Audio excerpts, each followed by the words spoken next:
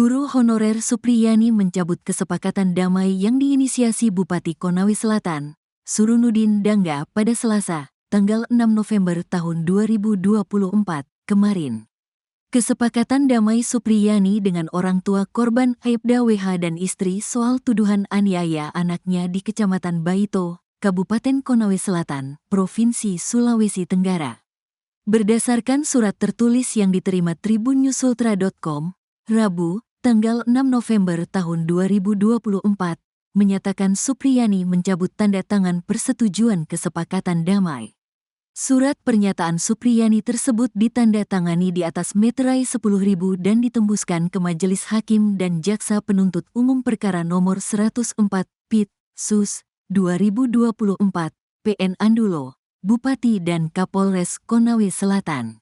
Dengan ini menyatakan mencabut tanda tangan dan persetujuan saya dalam surat kesepakatan damai yang ditandatangani di Rujab Bupati Konsel tanggal 5 November tahun 2024 karena saya dalam kondisi tertekan dan terpaksa dan tidak mengetahui isi dan maksud dari surat kesepakatan tersebut, tulis Supriyani dalam surat pernyataannya.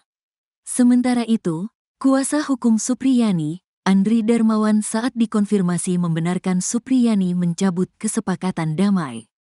Benar, katanya saat dikonfirmasi, tribunnyusultra.com, Rabu, tanggal 6 November tahun 2024. Ia menjelaskan alasan pencabutan kesepakatan damai itu, karena kliennya merasa tertekan dan terpaksa saat menandatangani surat kesepakatan damai yang dilakukan di rumah jabatan Bupati Konawe Selatan tersebut. Diketahui karena kasus ini, Supriyani sempat ditahan di Lapas Perempuan dan Anak Kota Kendari hingga menjalani sidang di Pengadilan Negeri Andulo. Setelah kasus ini viral dan menjadi perhatian publik, beberapa kali pihak kepolisian, kejaksaan, dan Aibda WH meminta kepada Supriyani. Hal tersebut dilakukan agar kasus ini berakhir damai saja tanpa harus berproses di pengadilan. Akan tetapi mediasi tersebut tak pernah menemui titik temu. Hingga kemudian, pada Selasa, tanggal 5 November tahun 2024, Bupati Konawe Selatan Surunudin Dangga menginisiasi pertemuan antara guru honorer Supriyani dan Aibda WH. Dalam pertemuan itu, keduanya sepakat untuk berdamai dan saling memaafkan. Mantan Kabar Eskrim Polri Komjen Pol Purnawirawan Susno 2J mengurai sederet kejanggalan dalam kasus guru honorer Supriyani dituding menganiaya anak polisi, Aibda Wibowo Hashim. Uraian tersebut disampaikan Susno 2J sebelum jadi saksi ahli di persidangan Supriyani. Untuk diketahui, Susno 2J didapuk menjadi saksi ahli dari pihak Supriyani guna persidangan pada Senin, 4 November 2024, di Pengadilan Negeri Andoolo, Kabupaten Konawe Selatan, Sulawesi Tenggara. Secara virtual melalui sambungan video call, Susno 2J mengurai keterangannya dalam kasus dugaan penganiayaan anak polisi oleh Supriyani tersebut. Dalam persidangan tersebut, Susno diminta untuk memberikan pandangan terkait dugaan adanya pelanggaran prosedur hukum dalam proses penyidikan dan penyelidikan kasus Supriyani. Namun sebelum memberikan kesaksian di persidangan Supriyani, Susno 2J terlebih dahulu mengurai pandangannya perihal kasus yang tengah viral itu. Dalam kanal YouTube-nya, Susno 2J secara tegas dan lugas menjelaskan 5 kejanggalan dalam kasus Supriyani. Susno 2J mengakui yakni kasus yang menjerat Supriyani kental dengan aroma rekayasa. Hal itu lantaran ada dugaan 5 kejanggalan yang terkandung di dalam kasus Supriyani menurut Susno 2J. Kejanggalan pertama adalah soal kasus dugaan pemukulan yang dilakukan Supriyani. Dijelaskan Susno, dalam hukum sebenarnya tindakan guru untuk menindak tegas muridnya diatur secara rinci. Jika seorang guru melakukan tindakan fisik kepada muridnya, selama tidak keterlaluan maka hal tersebut tidak bisa diperkarakan hukum. Kejanggalan kedua menurut Susno 2J adalah soal pengakuan korban yang disinyalir dipenuhi keanehan. Apalagi untuk kasus Ibu Supriyani ini dia menolak tuduhan itu. Karena Bu Supriyani ini guru kelas 1B, anak yang merasa dipukul kelas 1A. Kejadiannya hari Rabu tapi baru diangkat orang tuanya hari Jumat. Rabu sampai Jumat kan ada 3 hari ini ada peristiwa apa?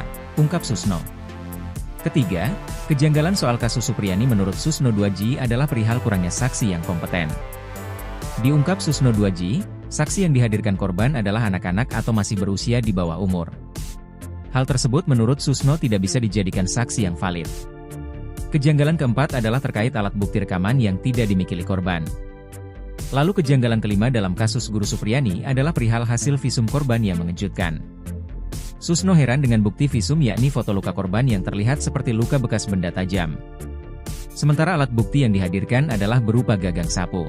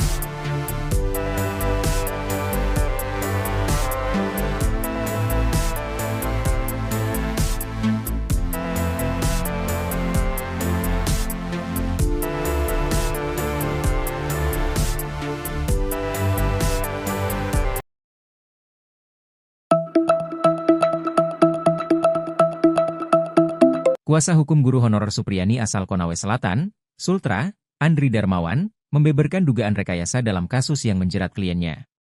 Dalam sidang lanjutan kasus Supriyani di PN Andolo, Senin 4 November, Andri menyebut dugaan rekayasa itu terindikasi lewat pengambilan barang bukti berupa visum korban.